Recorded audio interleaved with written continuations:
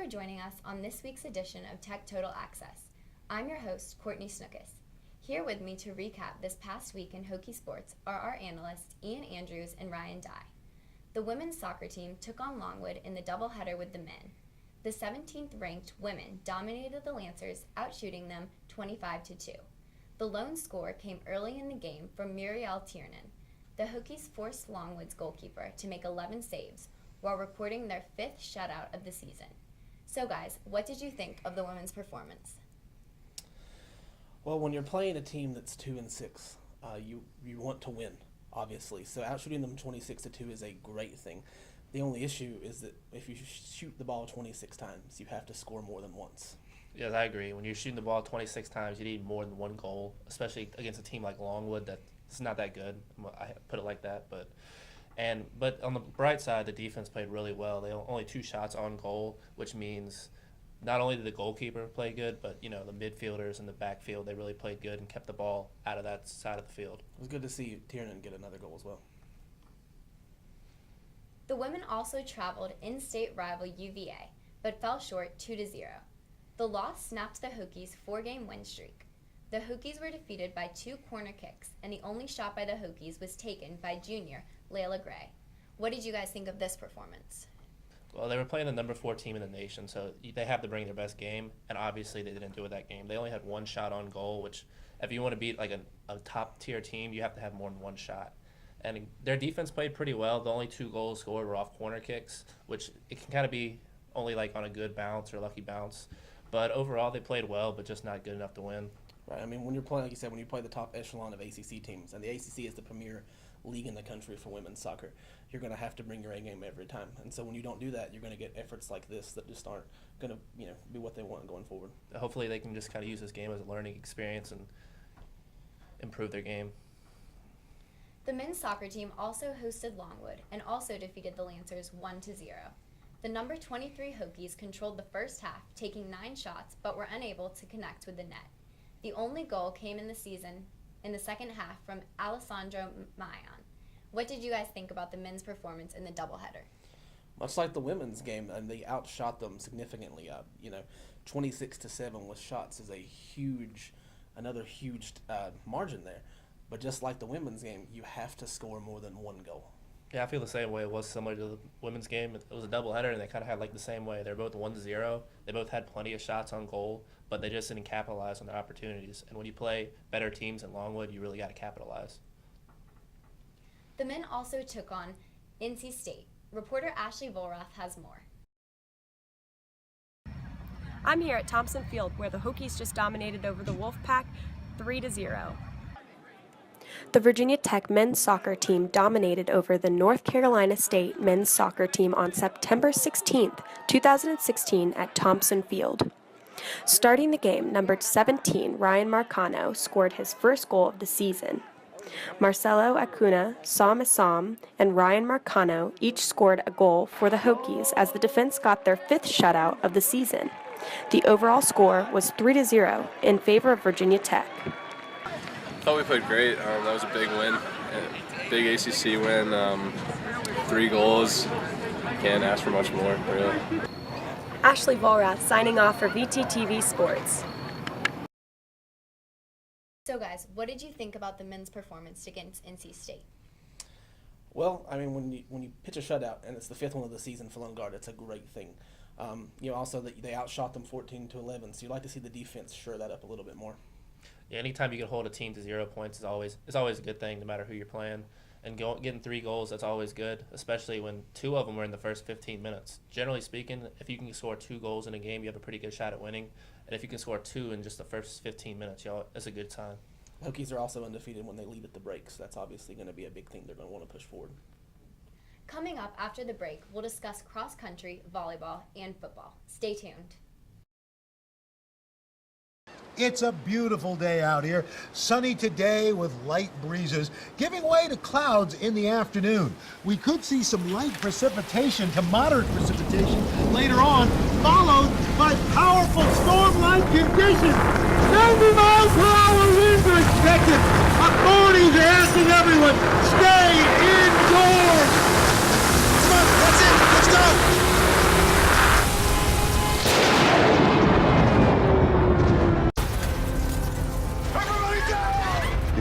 Earthquakes you see in movies are one thing, but real life is a completely different animal. Just because you can't predict an earthquake doesn't mean that you can't prepare for one. In the event of a real earthquake, you should drop, cover, and hold on. Visit ready.gov/earthquake and practice what to do to keep you and your family safe in the event of a real earthquake. And you'll be seen as a hero by your family and your loved ones. Visit ready.gov/earthquake today.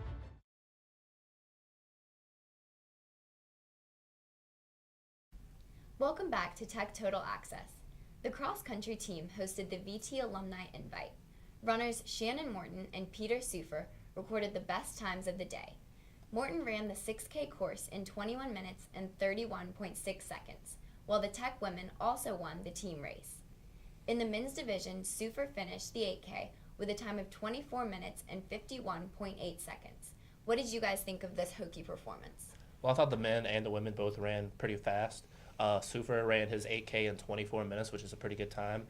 And if they can continue this, they have an ACC Invitational next week, and they can carry the momentum and keep running strong. That's the only thing you have to worry about is when things like this, when it's smaller teams they're competing against, is how is that going to stack up once they move into ACC?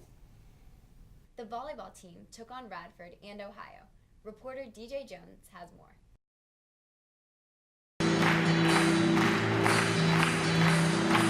In this Friday doubleheader matchup, the Hokies will take on the Radford University Highlanders and the Ohio Bobcats. Against the Highlanders, the ladies started out strong and finished strong, shutting them down in 3 out of 4 sets of match play. Based on their outstanding teamwork, execution, and the extra effort from stars Lindsay Owens, Jayla Tolbert, and Amanda McKenzie, the Highlanders never knew what hit them. While it almost seemed certain that the taste of victory would have certainly replenished the ladies in time for their 8 o'clock match against Ohio, the victory would ultimately go to the Bobcats. Ohio dominated in the first 2 sets of play, and hope was almost lost. Near the end of the 3rd set, however, the Hokies got refocused and played it out to a 5th set. While the Hokies didn't win the match, they were able to show their resilience even in the face of almost certain defeat. They played as a team, and their enthusiasm will hopefully carry them to a victory against their next opponents, the Clemson Tigers.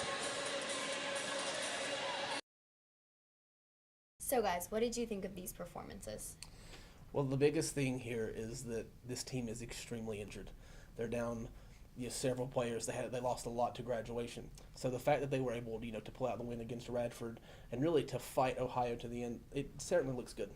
Yeah, they won against Radford, and against Ohio went to the 5th set, which it's a close game. But in each set of each game, it was like 20-something to 20-something. You go to 25 to win, and anytime it's that close, I mean, you're winning sets, but it's not by much. So in order to be successful in the long term, you need to cut down the other team's scoring to below 20. That's the problem, is that they're so hurt. They're running short on players. The Roller Hockey Club will be hosting its 20th anniversary reunion this weekend. There will be multiple activities as well as an alumni tournament. In this week's Club Spotlight, we preview the tournament and take a look.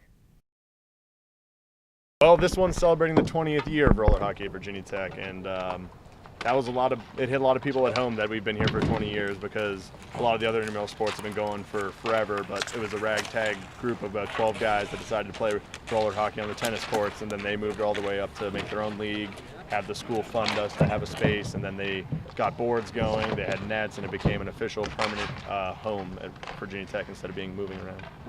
Friday night, alum will start coming in. They're going to all go downtown and have a nice little time, and all get to enjoy Sharkies and Tots and all that, because they're coming from, we have guys coming from Colorado, one guy's coming from New York. We have some alum coming from a really far distance, which we generally don't have during the fall. It's usually people around Blacksburg still, or Northern Virginia, probably the farthest they come in from. So we've got that going on Friday. Then Saturday we have our tailgate they'll be having on the rink before the game, which will be another first for us. We've never done that before, but we got permission to do it, and it'll be a lot of fun. We're going to have food, party, good time. We're going to hopefully it'll be a nice football game. If it's going to rain, that's going to be a bummer, but Blacksburg can only be so nice to us sometimes. And then Saturday night, we have a social at Frank's Cinnabon, which was set up by the alum, and that's, I think, 6 o'clock in the evening until about 9. So that's going to be bowling, movies, arcade, whatever one wants to do. Then Sunday around noon, we're doing a luncheon to honor the namesake of the rink. It was named after a past player for the league. And we'll also be having some minor congratulations and acknowledgments for previous players that are well known amongst the league. This weekend, I'd say just a lot of fun. It's not a competitive weekend for us. It's for guys to come back. We have alumni games going, so it's going to be guys who probably haven't played hockey in a while, just having fun, playing on the rink that they haven't played on before. They used to play in almost gravel and asphalt, and now they get to play on a nice smooth rink. So it's going to be fun. Anyone's welcome to come watch and participate. We're welcome to that as well, because more the merrier in this kind of weekend. It's just for everyone to enjoy. We will have a full recap of roller hockey in next week's show. Coming up after the break, we will discuss Virginia Tech's dominating win over Boston College. Stay tuned.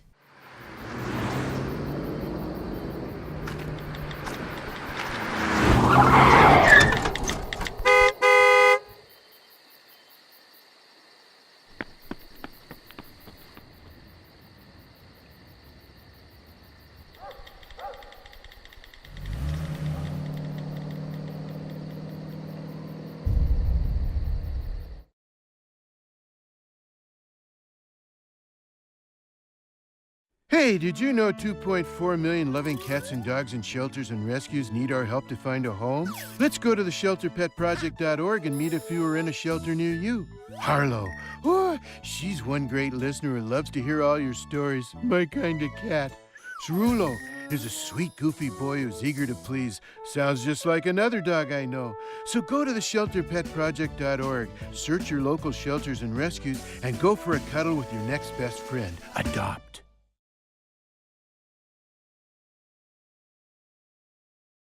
Welcome back to Tech Total Access. The football team returned home from Bristol and took on Boston College. Reporter Izzy Post has more. The football team returned home to face Boston College on the 17th. The Hokies, bouncing back from a terrible loss at Bristol, showed their home crowd what they had spent all summer preparing.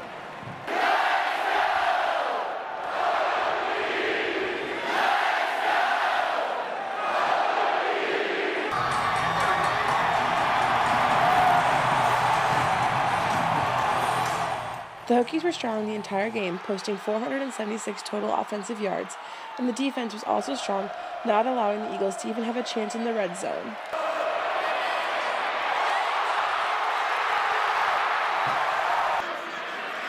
This performance made the defense the number 2 ranked defense in the country. The Hokies scored an impressive 7 touchdowns. Scores were made by Trayvon McMillan, Chris Cunningham, Sam Rogers, Brendan Motley, and Isaiah Ford, including an unbelievable catch in double coverage. Marshawn Williams made his return after almost 2 years of rehab from a knee injury, and freshman quarterback Jack Click made his Lane Stadium debut. The Hokies will return home for homecoming weekend against a tough East Carolina team. So what'd you think of the dominating performance? Well, I was completely wrong last week with my prediction. I thought that the defense of Boston College was just so great we were going to have trouble to score. What I don't think anybody saw was the offensive performance that we got, along with the defensive performance. They really played well off of each other. Yeah, this was one of the best performances I've seen the Hokies put together all around in quite a few years. 49-0, shutout. Gerard Evans, he's coming from junior college, and he's throwing like 5 touchdown passes in a game. That's unheard of. And for everything just to come together like this, it's a good sign for the rest of the season.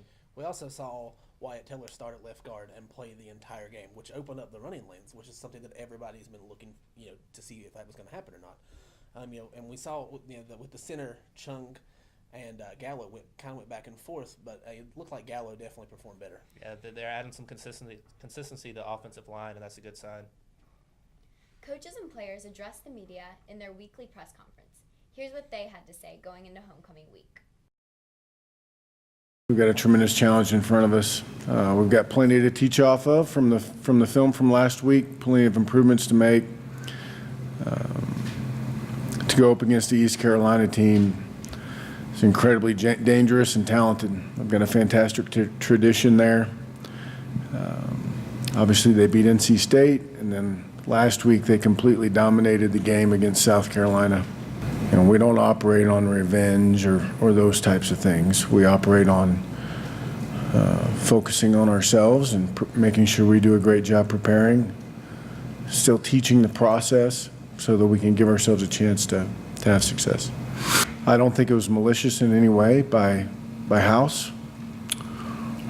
It's a very tough play to coach because he's not allowed to block low. I really don't know how he makes these plays, but it's good to watch and learn from him. So, I mean, he helps me out a lot, and he's one of my good friends, so I love Isaiah. Oh yeah, I was very excited. Just going back to the high school days, you know, the Bethel Phoebus games on Friday night, man. Just seeing him run, and I had to stand up and say, "Let's go, Juice, let's go." It's bringing back memories, man. So I'm very proud of him. Maybe my first 2 carries, I was a little timid, but then after that, I realized my knee worked, so I was just out there, you know, just grinding after that. Honestly, we're looking forward to this year. You know, we put the game behind us last year. Of course, we know we have to go out there and do this year. So right now, we're worried about this week, you know, preparing for the team that we're about to play this year. So hopefully we can go out there, you know, play Virginia Tech football and hopefully come out with the win. The team will take on East Carolina at home. What do you think this game will hold for them? I think Virginia Tech will come out and play pretty well against ECU. The past 2 years, ECU's had our number. They've beaten us both years, but right now our defense is ranked number 2 in the nation. And granted, ECU's, their offense has been playing pretty well this year. Last week, they played an SEC school, South Carolina. They put up 500 yards of offense. But I'm really liking the way that our defense is looking this year. It's looking like the old school Virginia Tech defense. So I think we're going to have their number this week.